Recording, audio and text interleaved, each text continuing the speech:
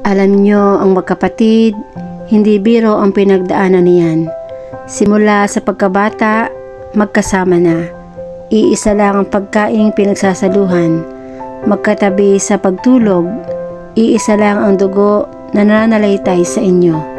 Kahit mag-away man, magkasakitan, magsumbatan, minsan pa nga nagsusumpaan. Kahit baligtarin man ang mundo, hindi mo matatakasan ang katotohanan na iisang tao lang ang inyong pinagmulan. Masaya man o malungkot, away o bati, mananatili pa rin ang pagmamahal. Mahalin mo ang kapatid mo higit kanino man, dahil kahit kailan, ang kapatid ay kapatid at hindi mo yon matatakasan. Kaya dapat, pag dumating ang panahon na hindi na kayo magkaintindihan, alalahanin nyo sa dulo, kayo pa rin ang magtutulungan.